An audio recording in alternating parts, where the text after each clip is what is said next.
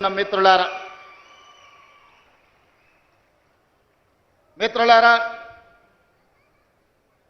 ఎంతో భావోద్వేగంతో కూడుకున్న సందర్భం. పాలమూరు జిల్లా అంటే ఇంతకుముందు జూపల్లి కృష్ణారావు గారు ఒక మాట అన్నారు. కొల్లాపూర్ అంటేనే అత్యంత వెనుకబడిన ప్రాంతం. ఒక పక్కన కృష్ణా నది, ఇంకొక పక్కన నల్లమల అడవి మధ్యలో ఉండి కోన్ పూస్తే కొల్లాపూర్ అని అంటుంటారు. ఈరోజు हम लोग सब कुछ पूछ रहे हैं, हमको ज्यादा ज्यादा पैसे देना और ఇందిరమ్మ घर भी देना అని ఎట్లయితే జూపల్లి గారు పెద్ద చిట్టా చదివినరో తప్పకుండా వారు చేసిన విజ్ఞప్తులను మా ఇన్ఛార్జ్ మంత్రివర్యులు దామోదర్ రాజ నరసింహ గారు ప్రత్యేక సమీక్ష పెట్టి ఆ సమీక్షలో ఏమేమి రాష్ట్ర ప్రభుత్వం కొల్లాపూర్కు ఇవ్వగలుగుతుందో తప్పకుండా ఈ కొల్లాపూర్కు ఇచ్చి ఇక్కడ పేదలకు అండగా నిలబడడానికి రాష్ట్ర ప్రభుత్వం తరఫున ఇన్ఛార్జ్ మంత్రివర్యులు దామోదర్ రాజ నరసింహ గారికి నేను ఈరోజు సూచన చేస్తున్నా. మిత్రులారా, ఈరోజు కొల్లాపూరే కాదు, పాలమూరు జిల్లా అంటేనే పక్క జిల్లాల వాళ్లకు, ముఖ్యంగా చంద్రశేఖరరావు గారి కుటుంబానికి ఒక చిన్న చూపు. ఎందుకంటే ఎక్కడ చూసినా ఈ దేశంలో నాగార్జున సాగర్ నుంచి బాక్రానంగల్ డ్యాం వరకు ఎక్కడ తట్ట పని, పార పని, మట్టి పని, ఎక్కడ కష్టం ఉంటుందో, ఎక్కడ రక్తాన్ని చెమటగా దారబోసి కష్టపడతారో అక్కడ కూలీలు ఎవరైనా ఉన్నారంటే ఈ దేశంలో మూల మూలన మన పాలమూరు జిల్లా వాళ్ళే. స్వతంత్రం వచ్చిన 75 సంవత్సరాలలో ఎక్కడ కార్మికులు చనిపోయినరని చూసినా, ఎక్కడైతే మట్టి పని జరుగుతూ మట్టి కుప్పలు కూలి ఆ మట్టి కుప్పల కింద శవాలుగా మారిన వాళ్ళు ఎవరయ్యా అని వెలికి తీస్తే అది కేవలం పాలమూరు జిల్లాకు సంబంధించిన ఇక్కడి పేదలు, నిరుపేదలే. అందుకే ఆనాడు 2009 పార్లమెంట్ ఎన్నికల సందర్భంగా చంద్రశేఖరరావు గారు కరీంనగర్ జిల్లా ప్రజలు ఆయన నీతిని, జాతిని గుర్తించి అక్కడి ప్రజలు ఓడించడానికి సిద్ధమైతే 2009లో దేశమంతా వలసపోయి మనం బ్రతుకుతుంటే మన దగ్గరికి చంద్రశేఖరరావు గారు వలస వచ్చిండు. ఆనాడు పాలమూరులో ఊరు లేకపోయినా, పార్లమెంటులో నోరు ఎత్తకపోయినా తెలంగాణ రాష్ట్రం సాధించాలి అంటే తెలంగాణ రాష్ట్ర సమితిని గెలిపించాలి అని ఈ పాలమూరు బిడ్డలు హక్కున చేర్చుకొని గుండెల్లో పెట్టి చూసుకొని భుజాల మీద మోసి పార్లమెంటుకు పంపించిండ్రు పాలమూరు జిల్లా నుంచి. నేను పార్లమెంటు సభ్యునైనా తెలంగాణ రాష్ట్రాన్ని సాధిస్తాన్ని ఢిల్లీకి పోయిన చంద్రశేఖరరావు పార్లమెంట్లో శ్రీమతి సోనియా గాంధీ గారు తెలంగాణ బిల్లు ప్రవేశపెట్టినప్పుడు హాజరు కాకపోయినా సోనియా గాంధీ గారు తెలంగాణ రాష్ట్రాన్ని ఇవ్వడం జరిగింది. మరి నేను ఈరోజు చంద్రశేఖరరావు గారిని, వారికి అనుకూలంగా మాట్లాడుతున్న జిల్లా నాయకత్వాన్ని కొల్లాపూరు ప్రాంతమని చెప్పుకునే వనపర్తి నుంచి ప్రాతినిధ్యం వహించిన మాజీ మంత్రిని నేను అడుగుతున్నా. 2014 జూన్ 2 నాడు తెలంగాణ రాష్ట్రం ఏర్పడిన తర్వాత 2009 రోజు గుండెల్లో పెట్టి చూసుకున్న పాలమూరు గడ్డకు చంద్రశేఖరరావు గారు ఇచ్చిందేంది, మీరు తీసుకొచ్చింది ఏంది అని నేను అడుగుతున్నా. ఇవాళ ఇదే కొల్లాపూర్ ప్రాంతంలో ఇంతకుముందు పెద్దలు జూపల్లి గారు చెప్పినారు, కింద నుంచి చప్పట్లు కొడుతున్నారు, నేను వింటున్నా.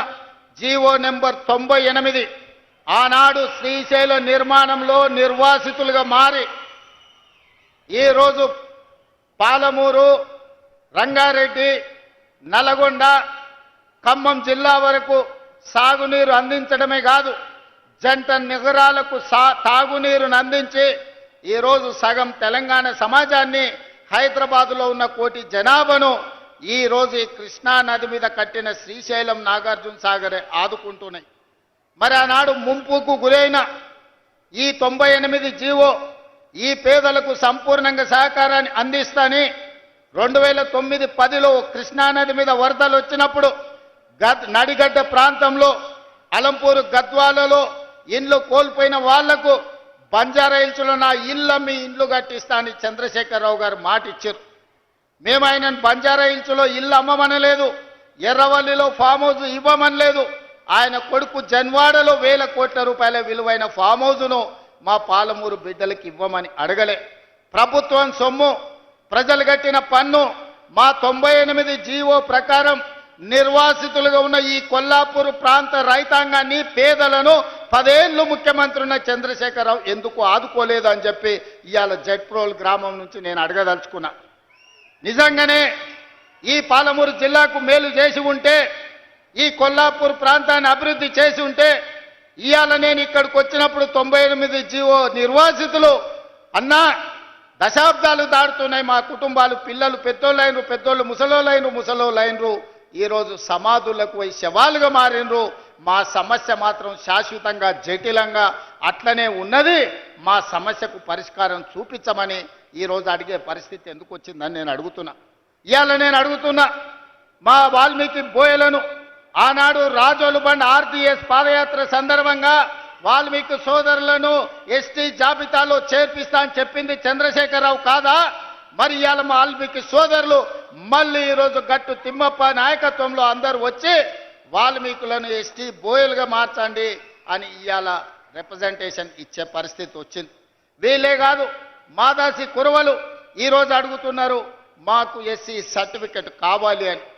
మరి ఇవన్నీ కూడా అలంపూర్, గద్వాల్, కొల్లాపూర్, అచ్చంపేట అడవుల మధ్యనే ఈ నల్లమల ప్రాంతంలోనే ఈ జాతి ఎక్కువ ఉన్నది. ఈ జాతికి ఎందుకు న్యాయం చేయలేదు చంద్రశేఖరరావు? ఈ ప్రాంతం నుంచి ప్రాతినిధ్యం వహించిన వాళ్ళని నేను అడుగుతున్నా. ఒకవేళ నిజంగానే ఈ పాలమూరు జిల్లాకు మీరు ఏదైనా చేసి ఉంటే, ఉన్న సమస్యల్ని పరిష్కరించి ఉంటే, ఇవాళ వీళ్ళందరూ వచ్చి మళ్ళీ ఈ సమస్యలను ఎకరువు పెట్టాల్సిన అవసరం ఉంటుండేనా? ఒకసారి ఆలోచన చెయ్యండి. ఆనాడు నిన్ను ఎంపీగా గెలిపించింది మేము కాదా? నిన్ను పార్లమెంటుకు పంపించింది మేము కాదా?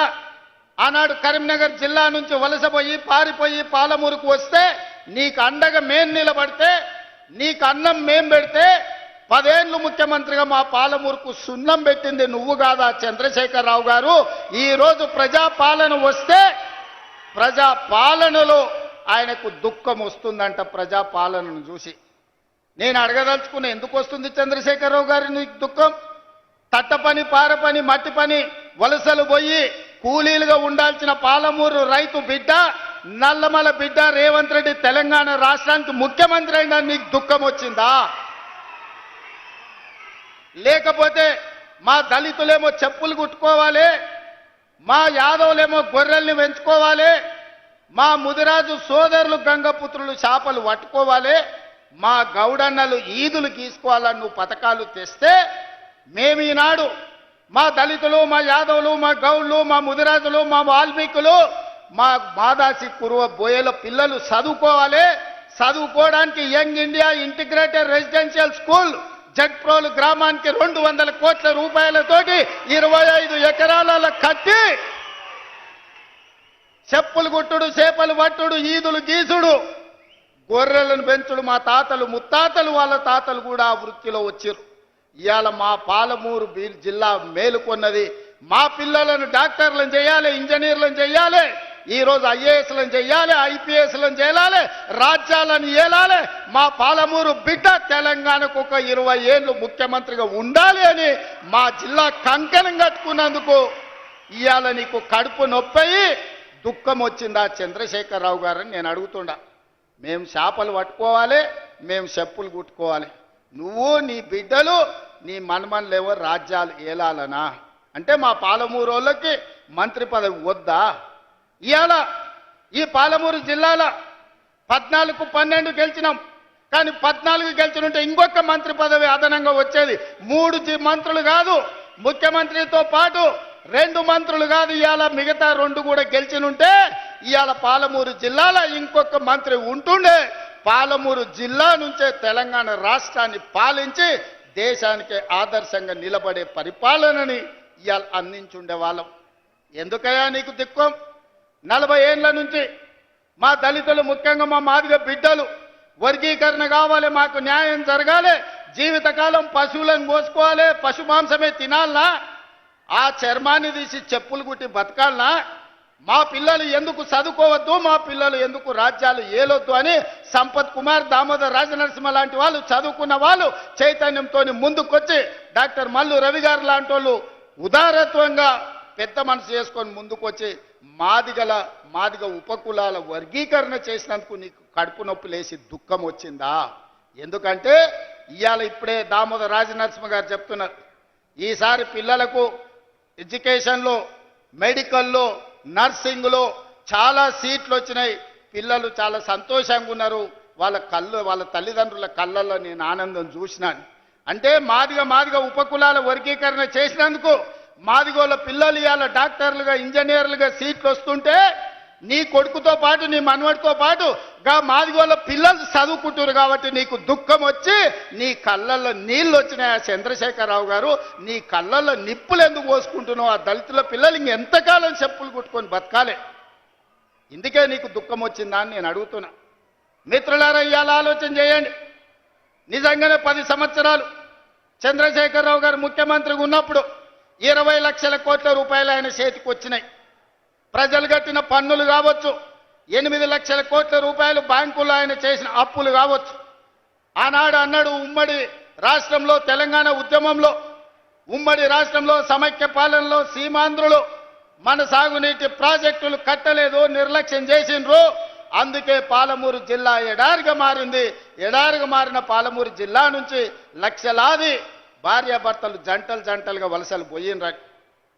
నిజమే, ఆనాడు ఉమ్మడి రాష్ట్రంలో అన్యాయం జరిగింది. ఈ పక్కన కల్వకుర్తి మొదలుపెట్టి అక్కడ పెట్టి పోతిరెడ్డి పాడు ద్వారా వాళ్ళు తరలించకపోయినరు నీళ్లు. ఈ పక్కన జూరాల కావచ్చు, నెట్టంపాడు కావచ్చు, భీమా కావచ్చు, కల్వకుర్తి కావచ్చు, పాలమూరు రంగారెడ్డి కావచ్చు, ఇలాంటి ఎన్నో ప్రాజెక్టులు కట్టకుండా ఎస్ఎల్బిసి టన్నెల్ కావచ్చు, ఉమ్మడి రాష్ట్రంలో అన్యాయం జరిగింది. మా పొలాలకు నీళ్లు రాలే. మా ఎండిపోతున్న పొలాలను చూసి మా కళ్ళల్లో నీళ్లు దారగట్టినాయి. అందుకే కదా నాడు నీ కండగా నిలబడి ఈ పాలమూరు జిల్లా మొత్తం జై తెలంగాణ అని నీ పార్టీని గెలిపిస్తే 10 సంవత్సరాలు ముఖ్యమంత్రిగా ఉన్న చంద్రశేఖరరావు గారు, నేను నిన్ను సూటిగా అడుగుతున్నా, నా గడ్డ మీద నుంచి నా పాలమూరు రంగారెడ్డి ఎత్తిపోతల 10 ఏళ్లలో ఎందుకు పూర్తి చేయలే? నా కల్వకుర్తి ఏమైంది? నా నెట్టంపాడు ఏమైంది? నా భీమా ఏమైంది? నా కోయిల్ సాగర్ ఏమైంది? నా జూరాల ఏమైంది?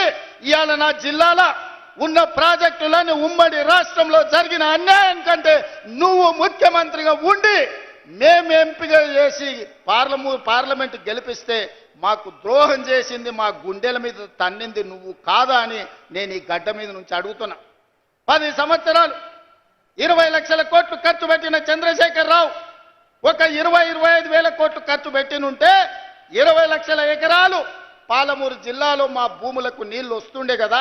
కాళేశ్వరం మీద 1,00,000 కోట్లు ఒకే ఒక్క ప్రాజెక్టుకు మా అక్కలు వినాలి, మీ పిల్లలకి చెప్పాలి.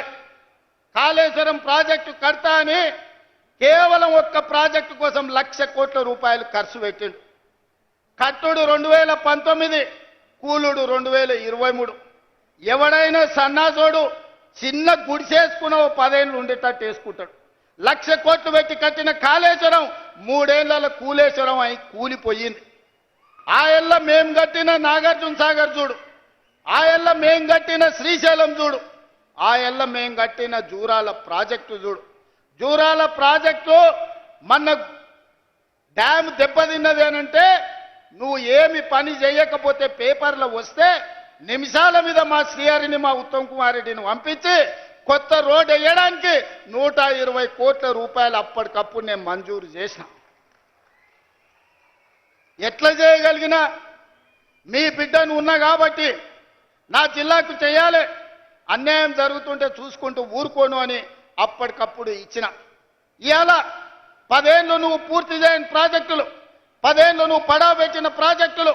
అందుకే దామోదర రాజనరసింహ గారికి, ఉత్తమ్ కుమార్ రెడ్డి గారికి చెప్పిన, మా అనిరుద్ధ్ రెడ్డి అడిగితే ఈరోజు అన్ని ప్రాజెక్టులకు సంబంధించి పాలమూరు రంగారెడ్డి ఎత్తిపోతల, Kalwakurthy project, Bhima project, Koil Sagar project, Nettempadu project, ఈరోజు ప్రతి ప్రాజెక్టు మహబూబ్ నగర్ జిల్లాలో ఉన్న అన్ని సాగునీటి ప్రాజెక్టుల భూ సేకరణకు ఎన్ని వందల కోట్లైనా ఈ సంవత్సరం డిసెంబర్ 9 తారీఖు లోపల మొత్తం భూ నిర్వాసితులకు వాళ్ళందరికీ నష్టపరిహారం ఇచ్చి భూమి సేకరించి రాబోయే 2 ఏళ్ల ప్రాజెక్టులు పూర్తి చేయడానికి ప్రణాళికలు సిద్ధం చేసినాం. అందుకోసం నీ కడుపు మండి కళ్ళల్లో నీళ్ళు వచ్చి నీకు దుఃఖం వచ్చిందా చంద్రశేఖరరావు గారు? మా పాలమూరు బాగుపడుతుంటే, ఎడారిగా మారిన మా పాలమూరు పచ్చగా మారుతుంటే, కృష్ణానది జలాలు మా పొలాల్లో పారుతుంటే నువ్వు ఎందుకంత విషం పెట్టుకొని ఈరోజు విషం జిమ్మాలని మా మీద పగబట్టి పనిచేస్తున్నావు అని నేను అడుగుతున్నా. వెనకటికి కూడా దొంగలకు సద్దులు మోసిందంట. ఇవాళ శ్రీనివాస్ గౌడ్, నిరంజన్ రెడ్డి ఆ దొంగకు సద్దులు మోసే పని చేస్తున్నారు. సిగ్గుండాలి వాళ్ళు ఇద్దరికి.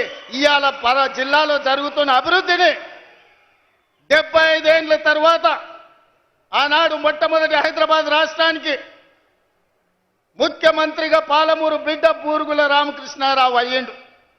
ఆనాడు స్వతంత్రం వచ్చినప్పుడు, నిజాం రాజ్యం నుంచి విముక్తి కలిగినప్పుడు పాలమూరు బిడ్డ ముఖ్యమంత్రి అయితే, మళ్ళీ 75 ఏళ్ల తర్వాత ఈ మట్టిలో పుట్టిన బిడ్డ ఈరోజు తెలంగాణ రాష్ట్రానికి ముఖ్యమంత్రి అయితే అభినందించాల్సింది పోయి ఆ దొంగకు సద్దులు మోస్తారా? సిగ్గుండాలి శ్రీనివాస్ గౌడ్, నిరంజన్ రెడ్డి. నీకు అన్నం తిన్నప్పుడు విశ్వాసం ఉండాలి. ఈ గడ్డ అన్నం పెట్టింది, ఈ ప్రాంత ప్రజలు మీకు అధికారం ఇచ్చింది. ఇవాళ ఓ 10 ఏళ్ళు పాలమూరు బిడ్డకు అవకాశం ఇస్తే పనులు జరగనప్పుడు మీరు ప్రశ్నిస్తే అర్థం ఉంది. 10 నెలలు కూడా కాలేదు, నువ్వు దిగిపో, నువ్వు దిగిపో, నువ్వు దిగిపో. ఏం పుట్టిందా వీళ్ళకు? ఏం అల్కగా అట్లా వచ్చినా, మా గాలి కొట్టుకొచ్చినా మనము? పాలమూరులో మీరు అందరు, మా అక్కలందరూ ఆశీర్వదిస్తే కుర్చీలో కూర్చోలేదా?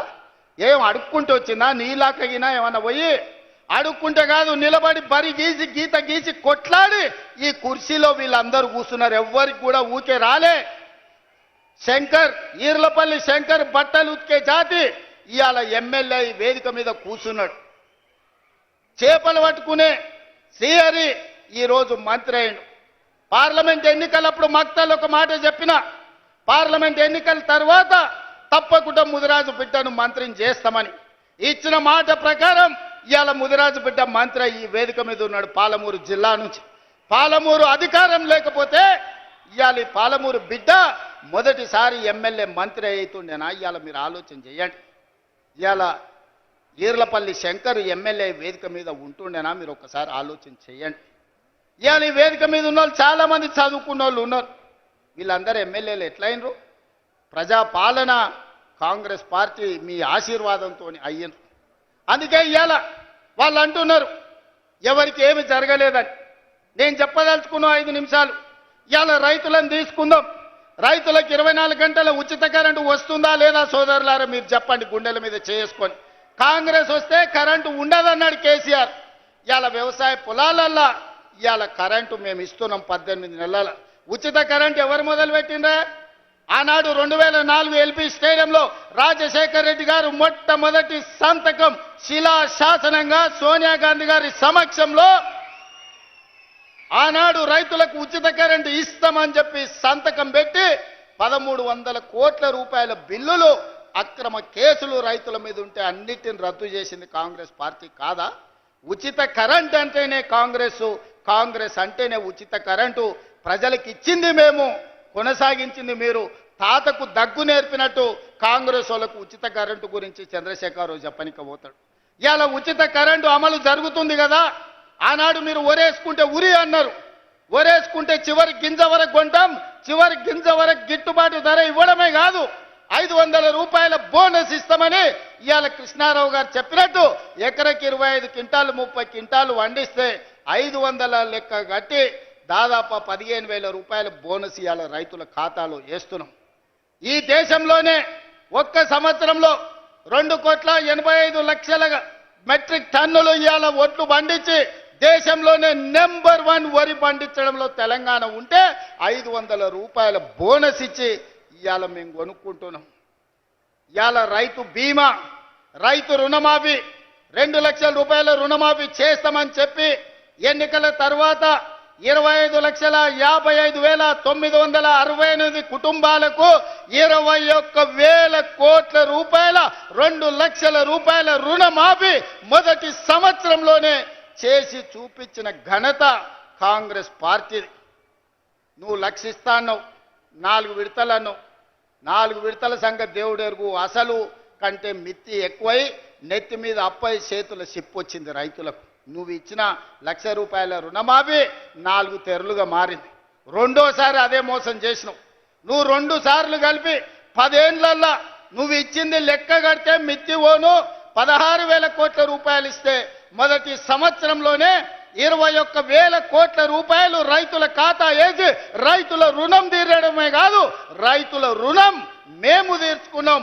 రైతులు బ్యాంకుకు రుణం తీర్చుకుంటే కాంగ్రెస్ పార్టీ ప్రజా పాలన రైతులు ఆశీర్వదించినందుకు వాళ్ళ రుణం మేం తీర్చుకున్నాం.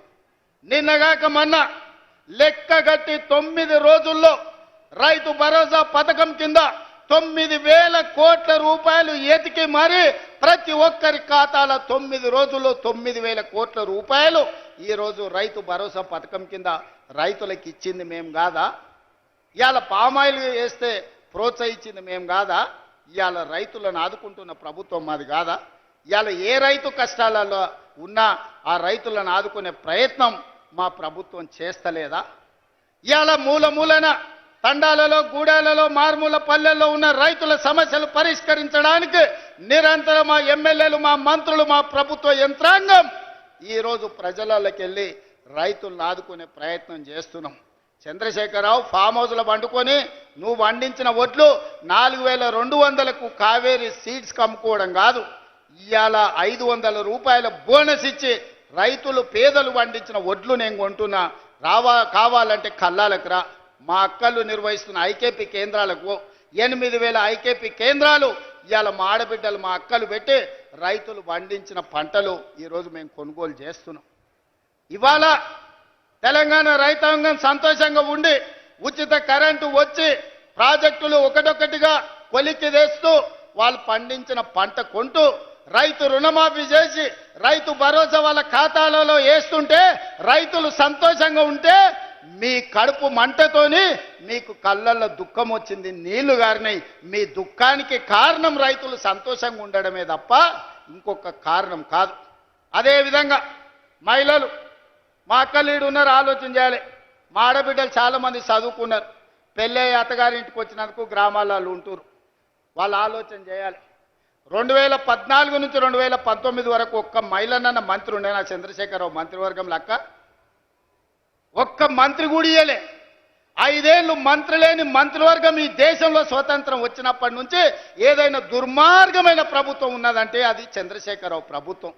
ఆడపిల్లలంటే వంటింటి కుందేళ్ళే, ఇంట్లో వండి పెట్టాలి, ఇంటి ఆయనకు బట్టలు ఉతికి పెట్టాలనే ఆలోచన చంద్రశేఖర్ రావుది. అది పాపిష్టి ఆలోచన. అందుకే అట్లా కాదు, మా అక్కల్ని 1,000,000 మందిని కోటీశ్వరులను చెయ్యాలి, మహిళా సంఘాలను ప్రోత్సహించాలని మొదటి సంవత్సరంలోనే వడ్డీ లేని రుణాలు 21,000 కోట్ల రూపాయలు ఇచ్చి స్వయం సహాయక సంఘాలను మా ఆడబిడ్డల్ని హక్కున చేర్చుకొని నేను ఏడికి పోయినా ఏడ మీటింగ్ పెట్టినా మా ఆడబిడ్డల్ని కలుస్తున్నా, వాళ్ళతో మాట్లాడుతున్నా, వాళ్ళని అడుగుతున్నా, అక్క ఎట్లా సంసారం ఎట్లా బాగు చేద్దామో చెప్పురని. నేను గ్రామాల నుంచి వచ్చిన అక్క, ఈయనే ఒంగూరు మండలం పక్కనే కొండరెడ్డిపల్లి. నాకు తెలుసు నగదు అక్క దగ్గర ఉంటే పిల్లల చదువులకు వస్తాయి, ఇంటి ఖర్చులకు వస్తాయి. ఇంటి ఆయన చేతుల నగదు ఉంటే సాయంత్రం పోయి పాపిస్టోడ్ పెట్టిన బెల్ట్ షాపులు ఇచ్చొస్తాడు. అవునా కాదా అక్క చెప్పు? నువ్వేమన్నా పోకల డబ్బల్లో ఆనో ఇన్నో దాచుకుంటే సాయంత్రం అక్కడిక్కడ ఎత్తే అవి కూడా గుచ్చుకపోతాడు, ఇవ్వకపోతే 2 దెబ్బలు కూడా వేస్తాడు.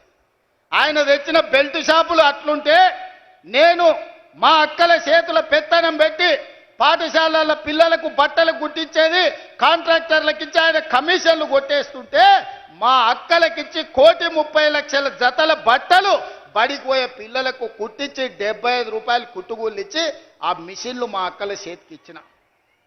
అమ్మ ఆదర్శ పాఠశాల పేరు మీద పాఠశాలల నిర్వహణ మా అక్కల చేతిలో పెట్టిన. ఎందుకంటే మా గ్రామాలలో ఉండే పేదోళ్ళ ఆడబిడ్డలే సర్కారు బడికి పోతున్నారు. ఆ సర్కారు బడి ఎవరో అధికారి నిర్వహిస్తే అది చక్కగా ఉండదని అమ్మ ఆదర్శ పాఠశాల పెట్టి ఆడబిడ్డలకే చెప్పిన. పిల్లల అటెండెన్స్ మీ పంతులు తీసుకుంటే పంతుళ్ళ అటెండెన్స్ మా అక్కలు తీసుకునేటట్టు చేసిన. ఎందుకంటే పంతుళ్ళు అప్పుడప్పుడు వస్తుంటారు, రారు, మీరు లెక్క కట్టురి, వాళ్ళకి లక్షల కొద్ది జీతాలు ఇస్తున్నాం, వస్తురా లేదా మీరు చూడురా అని. బల్లె పిల్లలకు తాగనీకి మంచినీళ్ళు ఉన్నాయా? బాత్రూంలో ఆడపిల్లలు పోతే ఊరు మధ్యలో పడి ఉంటే ఆడపిల్ల బాత్రూమ్ పోవాలంటే కష్టంగా ఉంటుంది, ఆ బాత్రూంలు కట్టి ఆడబిడ్డలను ఆదుకోండి అని మా అక్కల చేతులు పెట్టిన బడి. ఇవాళ బల్ల నిర్వహణ మా ఆడబిడ్డల చేతులు పెట్టిన మాట వాస్తవం కాదా? ఇవాళ ప్రభుత్వ కార్యాలయాలలో క్యాంటీన్లు ఎవరి చేతుల్లో ఉంటే ఇందిరా మహిళా శక్తి క్యాంటీన్లని collector office, SP office, MRO office, ప్రభుత్వ దవాఖానాలు, సెక్రటేరియట్ నుంచి మొదలు పెడితే శిల్పారామం వరకు ఈరోజు ప్రభుత్వ కార్యాలయాలలో ఇందిరా మహిళా శక్తి క్యాంటీన్లు పెట్టి మా స్వయం సహాయక సంఘాలు మా ఆడబిడ్డల చేతుల్లో పెట్టి నగదు వాళ్ళ చేతుల్లో ఉండాలి, వాళ్ళు వ్యాపారాలు చెయ్యాలని ఈరోజు మీకు ఇచ్చిన మాట వాస్తవం కాదా? ఇవాళ నేను అడుగుతున్న చంద్రశేఖరరావును, ఏనాడన్నా పెట్రోల్ బంకులు మా ఆడబిడ్డలకు ఇవ్వాలని చూసినవా? రిలయన్స్కి ఇవ్వాలి పెట్రోల్ బంకులు, సోలార్ పవర్లు అదానికి ఇవ్వాలని నువ్వు మోడీ పోటీ పడితే ఇవాళ జిల్లా కేంద్రాలలో పెట్రోల్ బంకులకు ప్రభుత్వ స్థలం ఇచ్చి అవి నిర్వహించుకునే బాధ్యత మా అక్కలకిచ్చి ఇవాళ పెట్రోల్ బంకుల యజమానులను మా ఆడబిడ్డలు చేసినాం. రిలయన్స్ తోని పోటీ, అంబానీతోని పోటీ పడే విధంగా మా ఆడబిడ్డల్ని ఇవాళ తీర్చిదిద్దినం. ఇదే కాదు, ఈరోజు సోలార్ విద్యుత్తు ఇంటికి ఉచిత విద్యుత్తు తీసుకోవడం కాదు, ఇవాళ సోలార్ విద్యుత్తు అంబానీతో అదానితో పోటీ పడే విధంగా 1000 మెగావాట్లు సోలార్ విద్యుత్ ఉత్పత్తి చేసే కాంట్రాక్టు ఒప్పందాలు మా ఆడబిడ్డలకు ఇచ్చి ఈరోజు ప్రభుత్వంతో ఒప్పందాలు చేసి కోట్ల రూపాయల వ్యాపారం సోలార్ విద్యుత్ ఉత్పత్తి ఈరోజు 1000 మెగావాట్లు మా ఆడబిడ్డలకి ఇవాళ ఇచ్చిన. మా అక్కలకి ఎప్పుడైనా నువ్వు ఇట్లా చేయాలని ఆలోచన చేసినవా చంద్రశేఖరరావు? నీకు ఆలోచన వచ్చిందా? పెట్రోల్ బంకులు ఇచ్చినాం, సోలార్ విద్యుత్ ప్లాంట్లు ఇచ్చినాం, ఆర్టీసీలో ఆడబిడ్డలకు ఉచిత ప్రయాణానికి సౌకర్యం కల్పించినాం. మా అక్కలు కురుమూర్తి జాతర పోవాలంటే, లేకపోతే వనపర్తి నాగవరం జాతరకు పోవాలని, రాజనగరం జాతరకు పోవాలంటే ఇంటి ఆయన నగదు ఇవ్వాలి. ఆయన లేవుపో మళ్ళీ చూద్దామంటే మళ్ళీ ఎన్నడో వచ్చినాడు. అమ్మగారింటికి దసరాకో దీపాలకు పోయేస్తా అంటే ఇప్పుడు కిరాయి పైసలు ఏడున్నాయి పో అనేటోడు. అమ్మవారిని దర్శించుకోవాలన్నా, అమ్మగారి ఇంటికి పోవాలన్నా మా అక్కలు అడుక్కునే పరిస్థితి. ఇవాళ ఆర్టీసీ బస్సు నేను మీ తమ్ముడు ముఖ్యమంత్రి అయినాక మా అక్కల్ని అందరు నడుతున్న, ఇక్కడ ఉన్నోళ్ళని అక్కడ ఉన్నోళ్ళని, ₹1 ఎవరైనా అడిగినరా అక్క బస్సులో మిమ్మల్ని? ఎవడన్నా మిమ్మల్ని రూపాయి అడిగితే మీ తమ్ముడు ఫోటో చూపించురు, ఇగో మా తమ్ముడు ఈడు ఉన్నాడు, పోయి మా రేవంత్ దగ్గర తీసుకోపోండి అమ్మ, మా కిరాయి పైసలు మా తమ్ముడు ఇస్తాడని. ఇవాళ ఏడికి పోయినా మీకు ఉచితంగా బస్సులో పోయే ప్రయాణం మీ తమ్ముడు తెచ్చిండు కదా అక్క, తెచ్చిండా లేదా? స్వతంత్రం వచ్చినప్పటి నుంచి ఎప్పుడైనా ఆడబిడ్డలు ఆర్టీసీలో ఉచితంగా ప్రయాణం చేసిండ్రా? ఇవాళ మా అక్కలకు ఉచిత ప్రయాణానికి 6500 కోట్లు ఖర్చు పెట్టిన ఈ 18 నెలల. ఇవాళ బస్సులో ఉచిత ప్రయాణమే కాదు, ఆనాడు ఆర్టీసీకి ప్రైవేటు పెద్ద కంపెనీలు బస్సులు కొని కిరాయికి పెట్టి కోట్ల రూపాయలు వాళ్ళు సంపాదించుకుంటారు. అరే నీ అమ్మ, ఇట్లా ఎవడో సంపాదించుకునేది ఎందుకని ఇవాళ 1000 బస్సులు మా సంఘాలకు కొనిచ్చి ఆర్టీసీ కిరాయికి పెట్టినాం. మా అక్కలందరూ ఇవాళ 1000 బస్సులకు యజమానులైనరు. ఉచితంగా బస్సు ప్రయాణం కాదు, 1000 బస్సులకు యజమానులై ఈ బస్సులు మావి అని మా ఆడబిడ్డలు ధైర్యంగా గుండె మీద చేసుకొని చెప్పేటట్టు ఇవాళ తీర్చిదిద్దిన మా అక్కల కోసం నేను కష్టపడుతున్నా. ఎందుకంటే ఇంట్లో అక్క కష్టం నాకు తెలుసు. అదేవిధంగా చంద్రశేఖరరావు ఆయన కొడుకు సెల్ఫీలు దిగుతారు, సెల్ఫీ డబ్బాలు కొడతారు. ఏడా కాంగ్రెస్ కట్టిన శిల్పారామం దగ్గర ఐటీ కంపెనీలు తెచ్చినా భూములు ఇచ్చినా అంటాడు. నువ్వు ఐటీ కంపెనీలు తెచ్చి భూములు ఇచ్చినవో లేదో కానీ మా ఇందిరా మహిళా శక్తికి 100 కోట్ల రూపాయల భూమి హైటెక్ సిటీ పక్కన శిల్పారామాన్ని ఆనుకొని ఎకరాల కొద్ది భూమి ఇచ్చి 150 షాపులు తెరిపించి గ్రామాలల్లా, తండాలల్లా, గూడాలల్లా మా ఆడబిడ్డలు తయారు చేసిన వస్తువులు, తిను బండారాలు ఇవాళ శిల్పారామం పక్కన ఈరోజు ప్రదర్శన పెట్టి ప్రపంచంతోనే మా ఆడబిడ్డలు పోటీ పడుతున్నారు. మా అక్కలు మా చెల్లెళ్ళు తయారు చేసిన ఉత్పత్తి వస్తువులను భారత్ సమ్మిట్ ద్వారా 108 దేశాల నుంచి దిగ్గజాలను పిలిపిస్తే అక్కడికి వచ్చి మా అక్కలు చేసిన పనులను అన్ని చూసారు. ఇదే కాదు, మొన్న జరిగిన ప్రపంచ సుందరి పోటీలు జరిగినాయి. ప్రపంచంలోనే సుందర పోటీలు హైదరాబాద్లో జరిగితే 118 దేశాల నుంచి వచ్చిన వాళ్ళు అక్కడ స్టాల్స్, ఇందిరా మహిళా శక్తి స్టాల్స్ మా అక్కలు నిర్వహిస్తుంటే అక్కడికి వచ్చి 3 గంటలు ఉండి మా అక్కలు వ్యాపారం ఎట్లా చేస్తుర్రో, మా అక్కలు వస్తువులు ఎట్లా ఉత్పత్తి చేస్తుర్రో ప్రపంచ దేశాల నుంచి వచ్చి చూసి మా అక్కల నుంచి నేర్చుకొని పోయినరు. ఎన్నడన్నా చంద్రశేఖరరావు నువ్వు ఆలోచన చేసినవా? నీ బిడ్డకు బంజారాహిల్స్లో బంగ్లా కట్టాలనుకున్నావు, నీ కొడుకు జన్వాడలో ఫామ్ హౌస్ కట్టియాలనుకున్నావు, కానీ మా ఆడబిడ్డలకు హైటెక్ సిటీ పక్కన వ్యాపారం చేసుకోవడానికి నువ్వు ఏదైనా ఒక గుంట భూమి అయినా ఒక గజం భూమి అయినా ఇవ్వాలనుకున్నావా? 3.5 ఎకరాలు నేను 100 కోట్ల రూపాయల భూమి మా అక్కలకిచ్చి 150 షాపులు కట్టి వాళ్ళు ఉత్పత్తి చేసే వస్తువులను అక్కడ ప్రపంచ దేశాలకు ఎగుమతి చేసే విధంగా ఇవాళ మా అక్కలను తీర్చిదిద్దే ప్రయత్నం చేస్తున్నా. అందుకే నేను చెప్పిన నా జీవిత లక్ష్యం 2035 నాటికి దేశంలో మన తెలంగాణ $1 ట్రిలియన్ ఎకానమీ చెయ్యాలంటే మా 1 కోటి మంది ఆడబిడ్డలు కోటీశ్వర్లు కావాలని ఒక లక్ష్యంగా పనిచేస్తున్నా. ఇవాళ 67 లక్షల మందిని కాదు, 1 కోటి మంది ఆడబిడ్డల్ని సంఘాలలో చేరండి, 1 కోటి మంది ఆడబిడ్డల్ని 10 ఏళ్ల కోటీశ్వరులను చేసి మీరు కోటీశ్వరులమని గర్వంగా చెప్పుకోవడానికి ఇవాళ ప్రణాళికలు వేసి ప్రజాపాలనలో ఇందిరమ్మ రాజ్యంలో ఇవాళ మా అక్కలను కోటీశ్వరులను చేయాలని నేను చూస్తున్నా. ఎన్నడన్నా ఈ ఆడబిడ్డల చేతుల 10 రూపాయలు ఉండాలని నువ్వు ఆలోచన చేసినావా చంద్రశేఖరరావు? ఎప్పుడన్నా నువ్వు మానవత్వంతో ఒక్క ఆలోచన చేసినవా? ఇవాళ మేము ఆలోచన చేసినాం, మా ఆడబిడ్డల్ని గుర్తించినాం, వాళ్ళకి గౌరవం ఇచ్చినాం, వాళ్ళకి బస్సు ఇచ్చినాం, విద్యుత్ ఇచ్చినాం, పెట్రోల్ బంక్ ఇచ్చినాం, హైటెక్ సిటీ పక్కన భూములు ఇచ్చినాం, వ్యాపారాలు ఇచ్చినాం, బట్టలు కుట్టేది ఇచ్చినాం, బడి మీద పెత్తనం ఇచ్చినాం. 18 నెలల్లో ఈ దేశంలో ఎవరైనా ఆడబిడ్డల కోసం ఇన్ని మంచి పనులు ఎవరైనా చేసిన వాళ్ళు ఉంటే ఎవరో ఏ రాష్ట్రమో పోటీ పెట్టండి. తెలంగాణ రాష్ట్రం నుంచి మా సీతక్కను, మా కొండా సురేఖను, మా సోదరిమణులను పంపిస్తా, వాళ్ళతో చర్చ చేయండి. ఇవాళ అక్కలను అందరినీ కూడా ఈరోజు చైతన్యవంతులను చేసి వాళ్ళ పిల్లల్ని చదివించుకునేటట్టు చేసి ఇవాళ మనం ఒక దిశగా వెళ్తుంటే చంద్రశేఖరరావు కుటుంబానికి దుఃఖం వచ్చింది, ఆరోగ్యం పాడైంది, దవాఖానలో పోయి షరీక్ అవుతారు. నేనేం చేస్తానే? నీ కడుపు నుండి విషం పెట్టుకుంటే నేనేం చేస్తా? డాక్టర్లు కోసి తీసి విషం తీసి బయట వేస్తారు, అంతేనా? కడుపులో విషం ఉంటే డాక్టర్ ఏం చేస్తాడు? దవాఖానకు పోతే కోసి విషం తీసి బయట వేస్తాడు.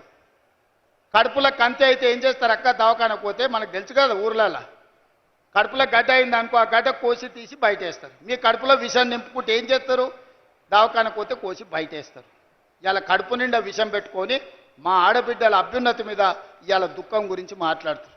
ఇక నిరుద్యోగ యువకులు ఆనాడు అగ్గికి ఆవుతైన వాళ్ళు కొందరు, ఉరి కొయ్యలకు వేలాడి ఉరేసుకున్న వాళ్ళు ఇంకొందరు, రైలుకు ఎదురేగి ప్రాణ త్యాగాలు చేసిన వాళ్ళు ఇంకొందరు. తెలంగాణ ఉద్యమంలో ఉస్మానియా కాకతీయ యూనివర్సిటీల విద్యార్థులు వీరులై ఆకాశానికి ఎగిరినరు, తారలై ఆకాశంలో మెరిసినరు తెలంగాణ రాష్ట్రం కోసం. వాళ్ళు కొట్లాడిందే కొలువుల కోసం. 2 లక్షల కొలువులు ఖాళీలు ఉంటే ఆ కొలువులు నింపలే.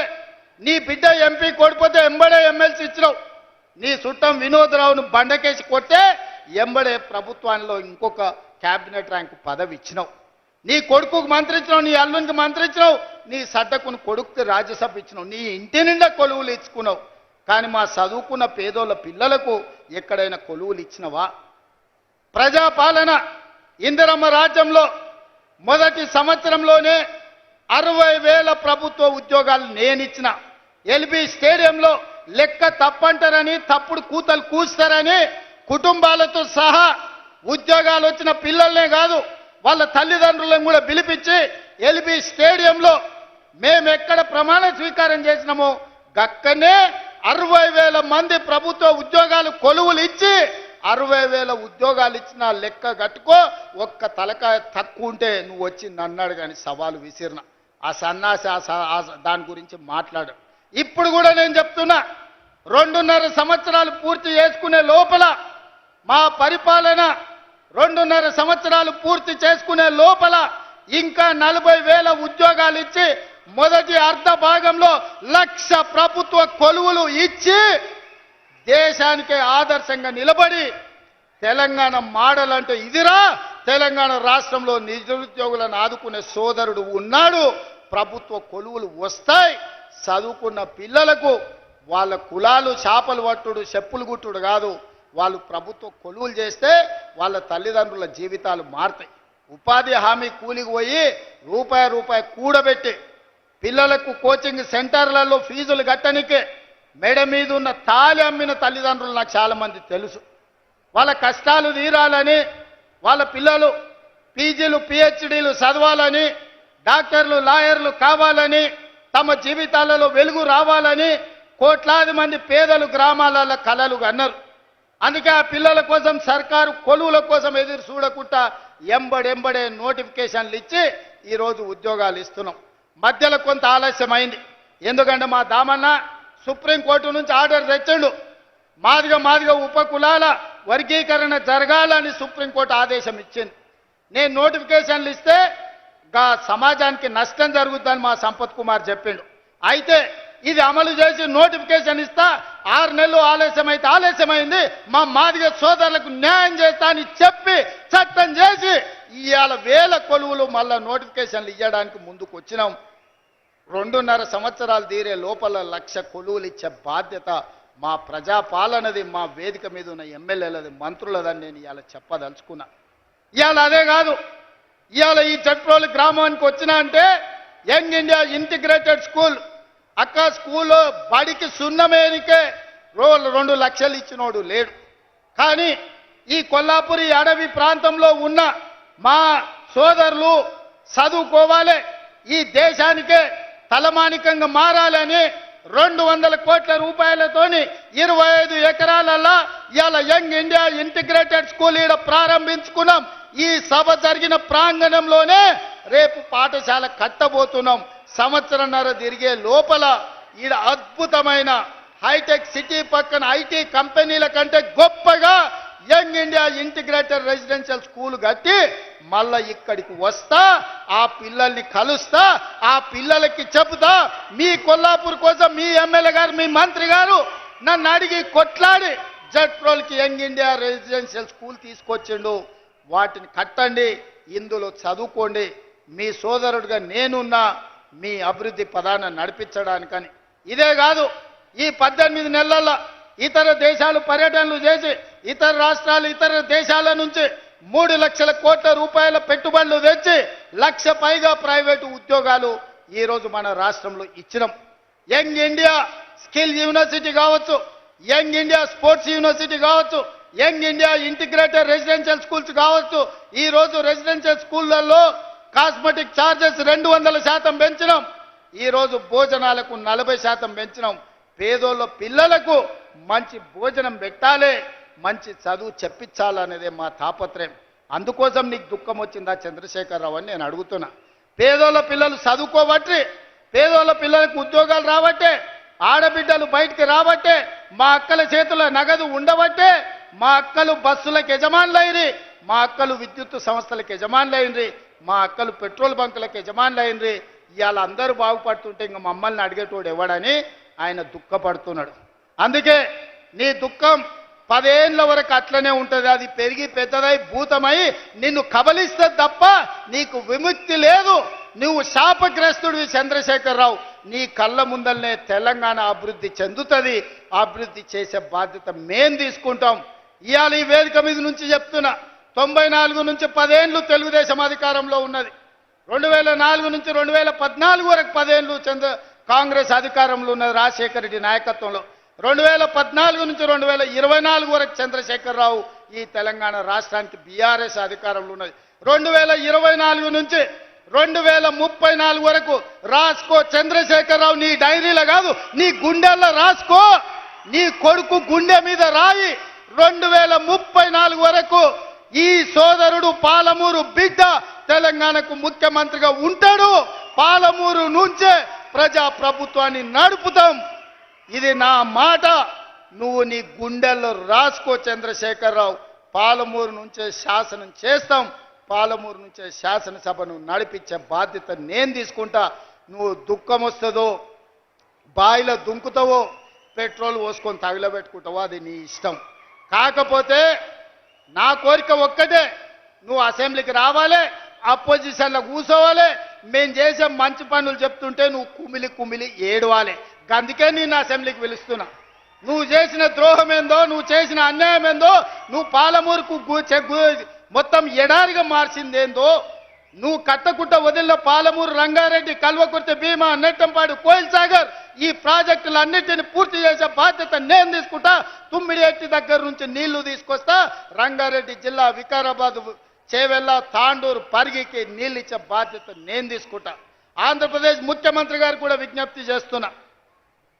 మీరు విఘ్నులు, మీరున్నప్పుడే మొదలుపెట్టారు కల్వకుర్తి. మీరు ముఖ్యమంత్రిగా ఉన్నప్పుడే ఈ జిల్లాల భీమా, నెట్టంపాడు, కోయిల్ సాగర్ ప్రాజెక్టులు వచ్చినాయి. మీరు ప్రధాన ప్రతిపక్ష నాయకుడిగా ఉన్నప్పుడే పాలమూరు రంగారెడ్డి ఎత్తిపోతల పనులు ప్రారంభమైనాయి. మరి మీరు ముఖ్యమంత్రిగా 10 ఏళ్ళు, ప్రతిపక్ష నాయకుడిగా 10 ఏళ్ళు ఉన్నప్పుడు మొదలుపెట్టిన ప్రాజెక్టులను మీరు అడ్డుకోవడం ఏ మేరకు న్యాయం? చంద్రశేఖరరావు గారు కట్టకపోతే చంద్రబాబు నాయుడు గారు అడ్డుకుంటే న్యాయమా? అందుకే చంద్రబాబు నాయుడు గారికి విజ్ఞప్తి చేస్తున్నా. మా పాలమూరు రంగారెడ్డి ఎత్తిపోతలకు అడ్డం పడొద్దు, మా డిండి ప్రాజెక్టును అడ్డుకోవద్దు, మా కల్వకుర్తి, మా భీమా, మా నెట్టంపాడు, మా కోయిల్ సాగర్ మీరు అడ్డుకోవద్దు. ఒకనాడు పాలమూరు జిల్లాను మీరు దత్తత తీసుకున్నా అని చెప్పినారు. మీరు బాధ్యతగా ఉండండి, మమ్మల్ని బ్రతకనియండి, మా ప్రాజెక్టులు పూర్తి చేసుకోనివ్వండి. ఆనాడు ఉమ్మడి రాష్ట్రంలో శ్రీశైలం వెనకాల నుండి 4 టీఎంసీల నీళ్లు తీసుకెళ్లేది ఉంటే ఇవాళ 9.5 టీఎంసీలు నీళ్లు తీసుకెళ్లడానికి మీరు ప్రాజెక్టులు పెట్టుకున్నారు. అందుకే చంద్రబాబు నాయుడు గారికి విజ్ఞప్తి చేస్తున్నా. రాయలసీమ లిఫ్ట్ ఇరిగేషన్ 3 టీఎంసీలు రోజుకు తరలించే ప్రాజెక్టును మీరు రద్దు చేసి మీ ఉదారత్వం ప్రదర్శించండి. మీరు 2 రాష్ట్రాలను సమానంగా తెలుగు వాళ్ళను అభివృద్ధి చేయాలన్న ఆలోచనతో ఉన్నది నిజమైతే రాయలసీమ లిఫ్ట్ ఇరిగేషన్ ప్రాజెక్టును రద్దు చేయండి. పాలమూరు రంగారెడ్డి ఎత్తిపోతల, డిండి project, Kalwakurthy project, Bhima project, Nettempadu project, Koil Sagar ప్రాజెక్టులను పూర్తి చేయడానికి మీరు ఉదారంగా ముందుకొచ్చి మాకు సహకరించండి. మా పాలమూరు బిడ్డలు కృతజ్ఞత ఉన్నవాళ్ళు మీ మేలు మేము ఎప్పుడు మర్చిపోం. మీరు సహకరించకపోతే మేము చేసే విజ్ఞప్తులు చేస్తాం. మా విజ్ఞప్తులను మీరు వినకపోతే పోరాటం ఎట్లా చేయాలనో పాలమూరుకు తెలుసు. పాలమూరుకి పౌరుషం ఉంది, పోరాటం చేసి సాధించుకునే శక్తి ఉంది. దానికి నాయకత్వం వహించే బాధ్యత నేను తీసుకుంటా సోదరులారా. ఏది ఏమైనా అక్కడి సూర్యుడు ఇక్కడ మొలిచిన, చంద్రశేఖరరావు గారు ఏడ్చినా, దుఃఖపడ్డా, ఒకవేళ ఆయన పిల్లలు పెట్రోల్ పోసుకొని ఆత్మహత్య చేసుకున్న పాలమూరుని అభివృద్ధి చేసే బాధ్యత నాది, ప్రాజెక్టులు పూర్తి చేసే బాధ్యత నాది.